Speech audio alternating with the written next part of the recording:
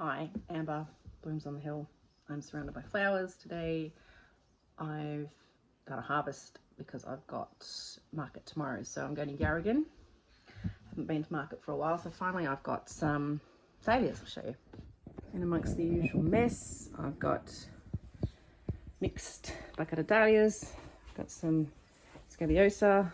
I've got another bucket of mixed dahlias. I have another bucket mixed dahlias, another bucket mixed dahlias, odd collection of roses, and then I've got some amaranth, a little bit of feathery celosia, some achillea or yarrow, and there's some Annie in there, and a few snapdragons. I've cut some foliage because my feverfew has gone past it, so I need to sort of bulk out some arrangements. I don't have enough dahlias to just do bouquets of dahlias on their own. Excuse my messy laundry.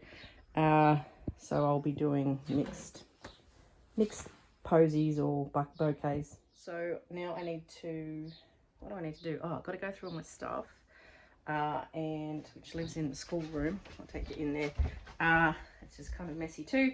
I do have down here some dried flowers. That's the last of what's left. And my sign, so that's my sign there. My dad framed that. It's a picture framer. And my bags of stuff. So I've just got to make sure that I've got string, scissors, snips, stickers, paper, sticky tape, that kind of stuff. And I don't know, usual bits and pieces.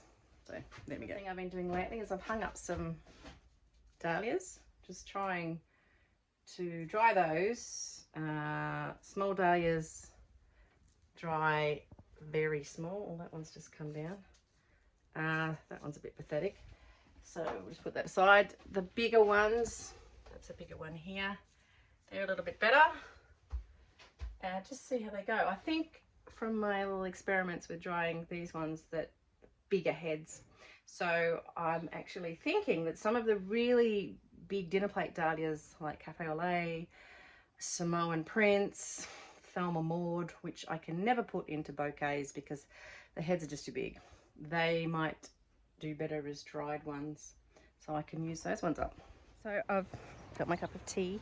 It's taken me a couple of hours to harvest this morning because my flowers are sort of everywhere. There's some in the front, and dahlias are opening. Not all of them have opened. There's lots of buds. They're coming. Some of them are still a little bit short. I haven't cut any cosmos that I've got. I am just deadheading cosmos because I have a wedding that I'm providing DIY buckets for, and it's going to work out to be 95 dahlia stems and 125 of other, and she likes cosmos, so I'm not cutting the cosmos and taking it. I'm just deadheading it because I want to leave all of that for her, and her wedding is, I need to get it to her on Thursday the 8th of Feb, so that's 2 weeks from now pretty much, or just under. I planted cosmos specifically for her. That's some of it, and I don't think that's going to be up and ready. I've got some zinnias here which are budding up, and hopefully, fingers crossed, they are going to be ready on the day. They've always got to pass that wiggle test, so if you give them a wiggle and they're still floppy, you can't pick them, otherwise they will wilt. So see how we go there. But you know, once again, kind of winging it a little bit. But anyway, the cosmos I'll show you, but there's some nice bigger plants, but I'm just maintaining them, not actually cutting from them, so I can leave them for her. That one I think is a little bit too dark for her wedding. This is it's double, I think it's double Dutch rose bonbon or something. I love this one. It does last. The fluffier the flower head, it seems to last a lot longer, so we're just maintaining that. It's actually getting quite big. The apricot one is the one she really liked, so hopefully that plant gets a little bit bigger. This one over here's gone ballistic, so I've just been deadheading that one too. This one's dreadful. This is pop socks. It's got silly little flowers and it's not getting very big, so I won't grow that one again next year. That's a few more plants I put in specifically for her, but anyway. What else? Oh, so my scabiosa, which is down here, I've just harvested that really heavily for the market. So hopefully that'll freshen up. There's lots of buds. So hopefully for the wedding, there should be more of that I can cut for her, which I think will be nice. And there's an aster. Hello, aster. What else have I got? Gomphrina's coming along. Probably won't be tall enough for her wedding. Maybe she might get some of it, but I've got a wedding at the beginning of March, so I think a lot of that will be for that. There's a little bit of this celosia, so I think I can give her that for this February wedding.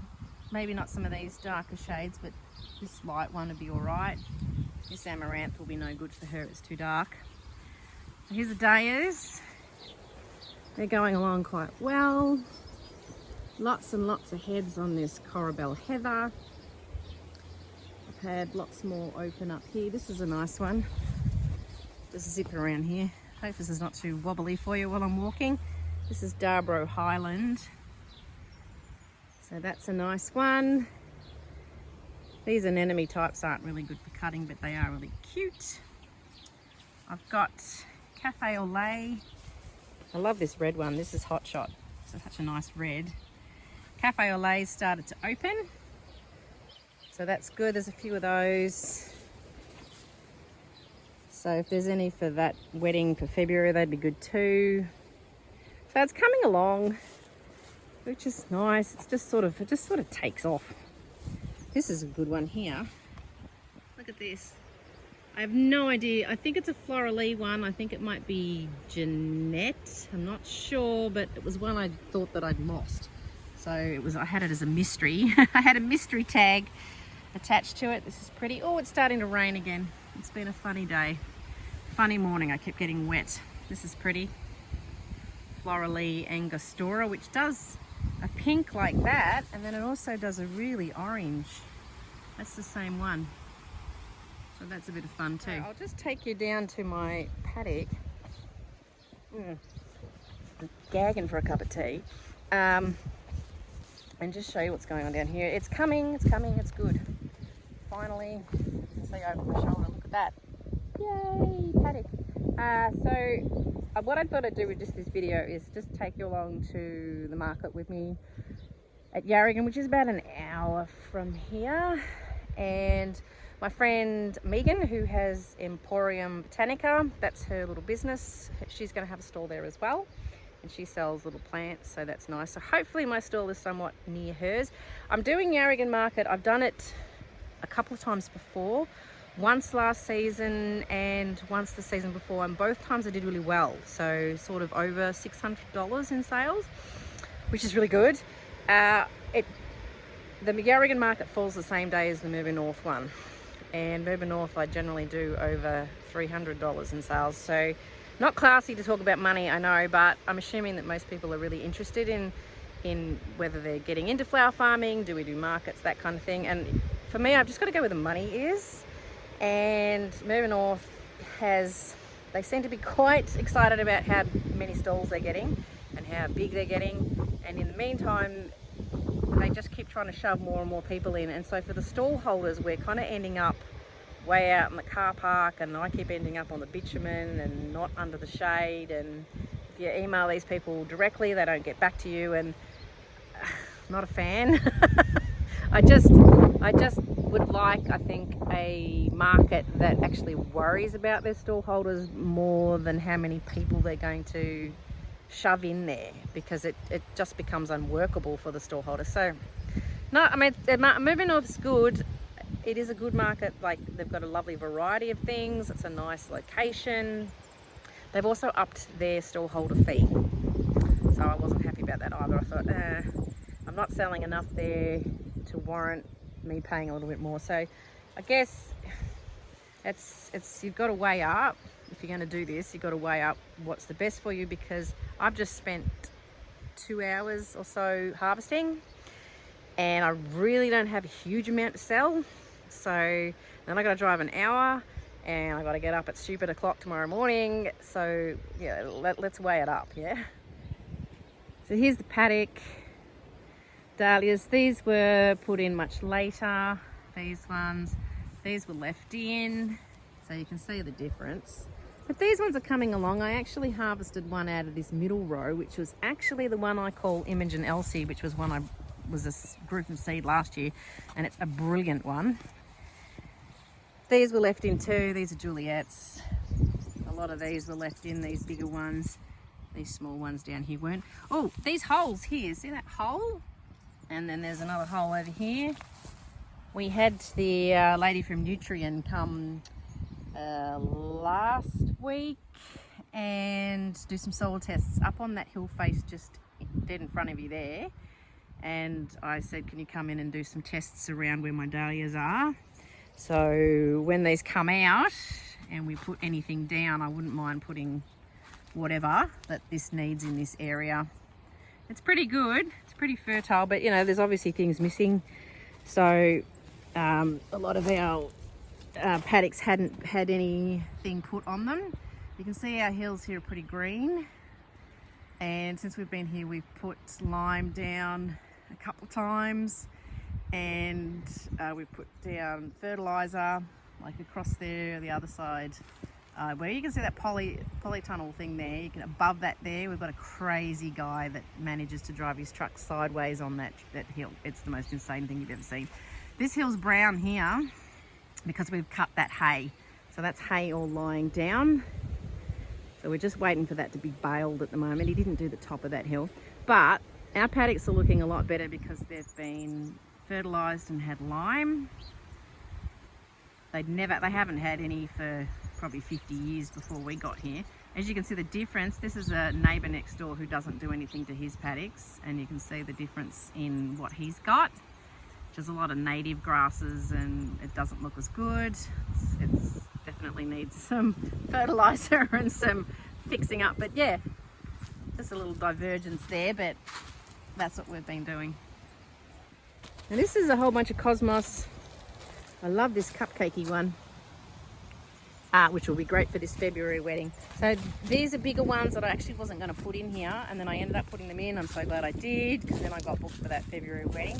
I actually put these here in the paddock because I was thinking of having pick your owns, which I don't know whether that'll happen or not, but anyway, this might save me for this wedding.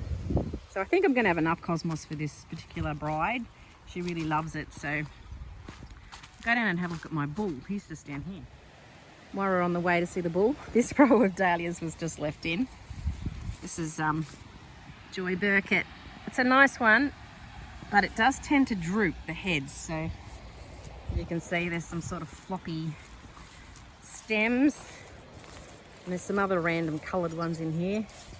These were handy that I left them in because they just came that bit earlier, and there's a sort of a mix of things. And here we go, say hello to Stone. Hey buddy, what you doing? Ignoring me, that's what he's doing. Come on, how are you? Come say hello. Hello mate. You've got a bird on your back. Can you see that? You've got a willy wagtail. There it goes.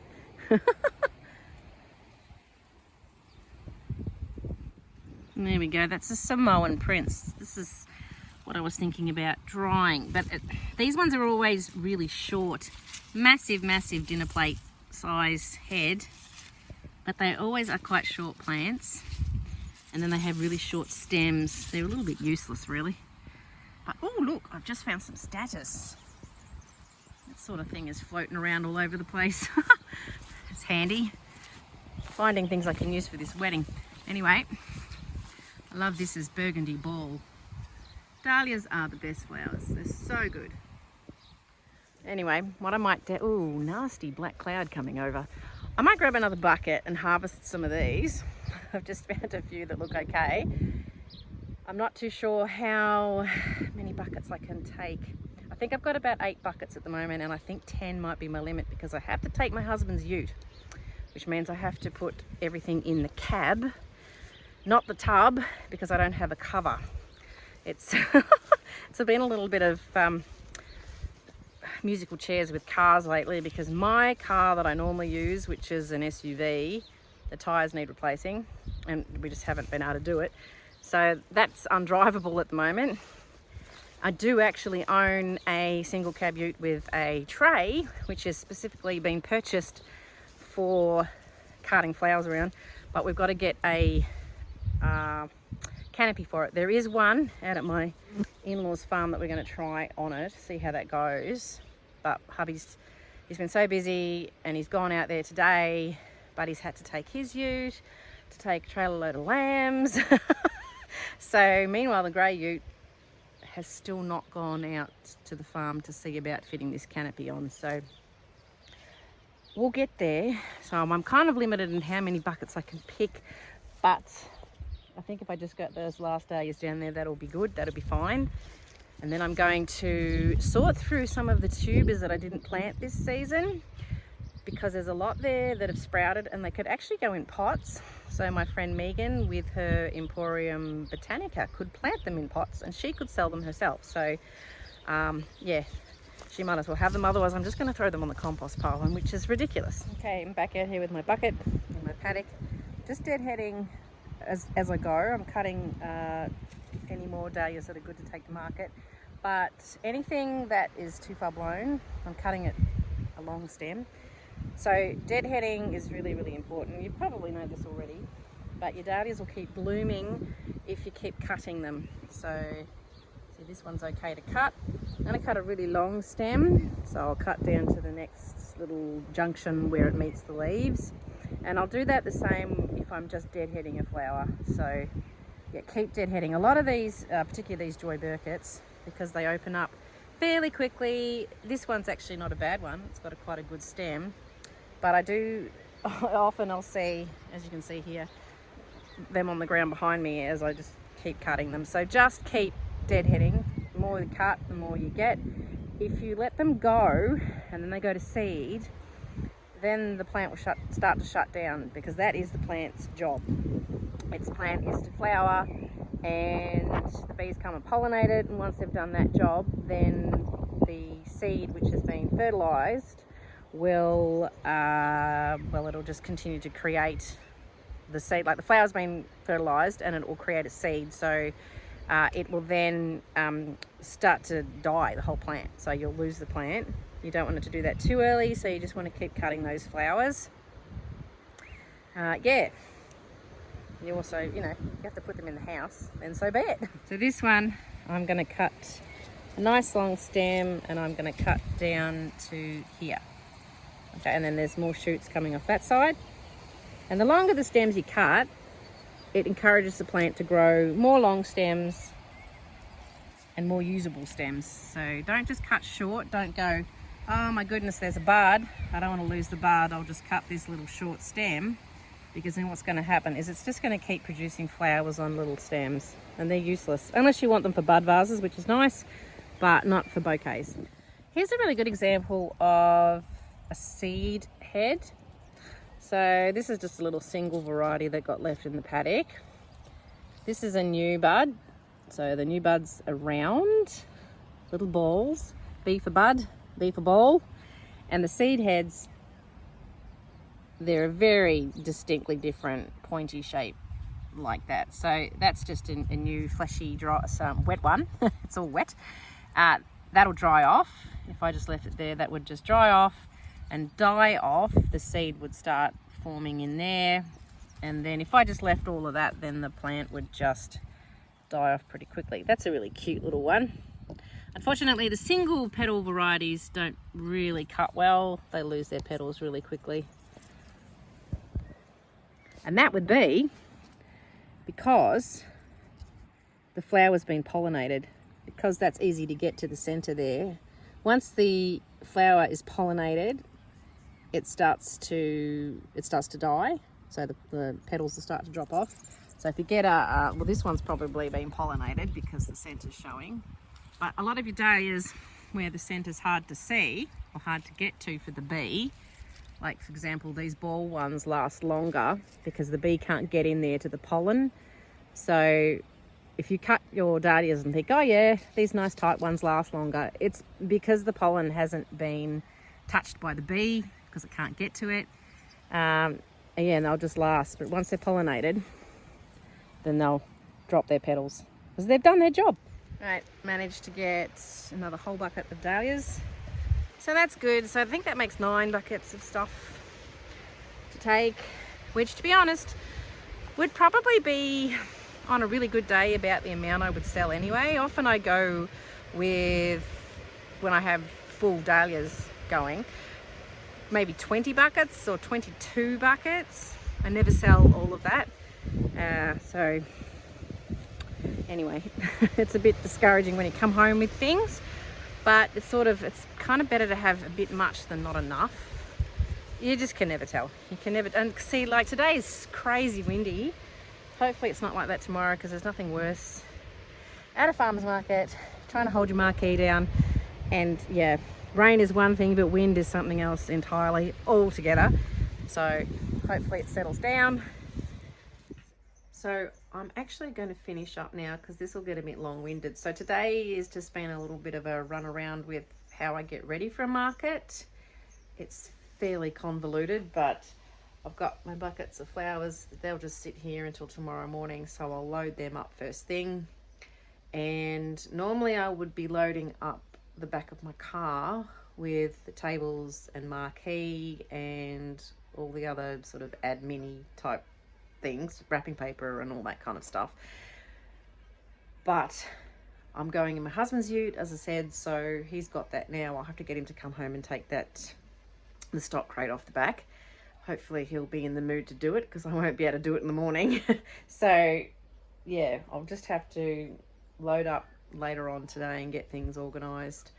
And I've got a bag too. I've gone through and got a nice big bag here.